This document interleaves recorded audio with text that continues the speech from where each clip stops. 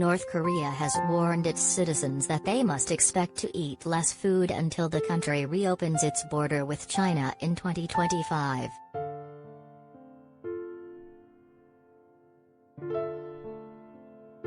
Food shortages are already affecting North Koreans, but citizens were told to tighten their belts for at least another 3 years by officials, according to RFA.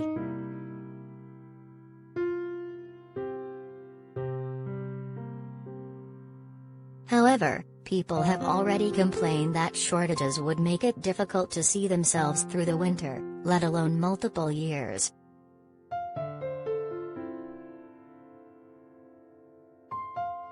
North Korea closed its border with China in January 2020 as a precautionary measure against the spread of coronavirus.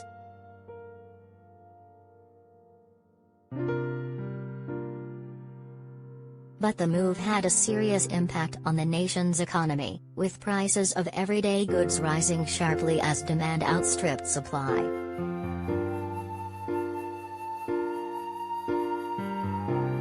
Speaking about the new government guidance, a resident of the city Seonaiju, who wished to remain anonymous, said that people have been warned that the chances of reopening the border with China before 2025 were slim.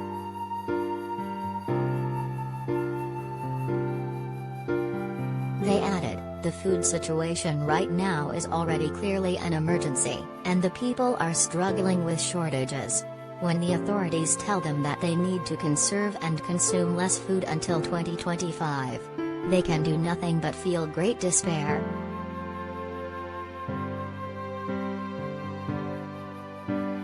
Despite the current hardships the North Korean people are facing, their leader Jong Un has been continuing to push the idea of self-reliance this year.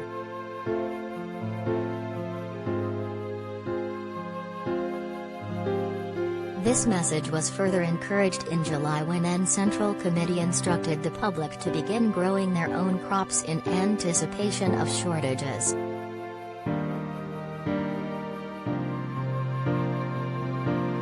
However, with the UN's Food and Agriculture Organization estimating that North Korea is short around 860,000 tons of food this year, the Seonaiju resident said that contempt is growing among the people.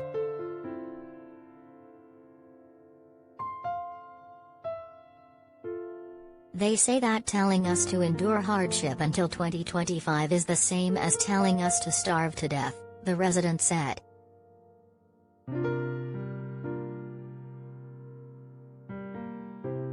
A second source claimed that the North Korean government is attempting to spin the food shortages as a result of their effective COVID-19 strategy, which they say has worked well.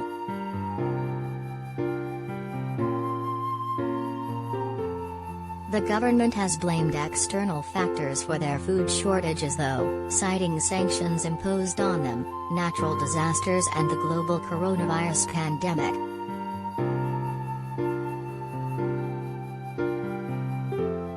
Last year, North Korea suffered severe flooding which damaged vital crops and left hundreds of families without homes. This year, crops were also damaged by droughts and subsequent flooding.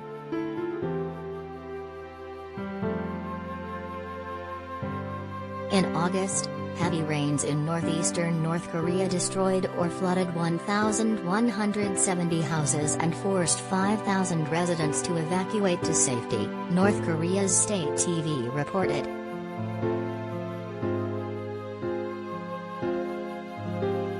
The downpour in South Hamgyong province washed away hundreds of hectares of farmlands and destroyed many bridges.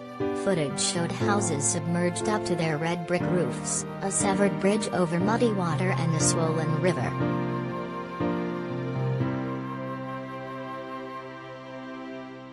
Summer rains in North Korea often cause serious damage to its agricultural and other sectors due to poor drainage, deforestation and dilapidated infrastructure in the impoverished country.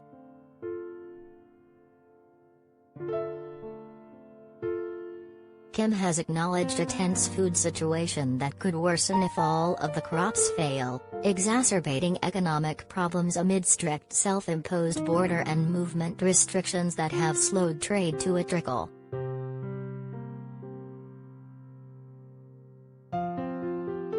North Korea is a mountainous nation, meaning suitable land for farming is in short supply and many of its farmers lack access to tools such as tractors, combine harvesters and threshers.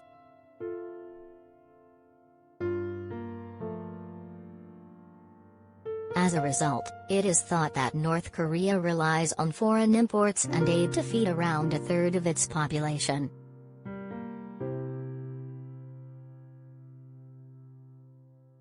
Even with those imports, a 2017 UN report concluded that 2/5 of the population are undernourished, meaning they don't have access to the number of calories needed per day to maintain a healthy weight.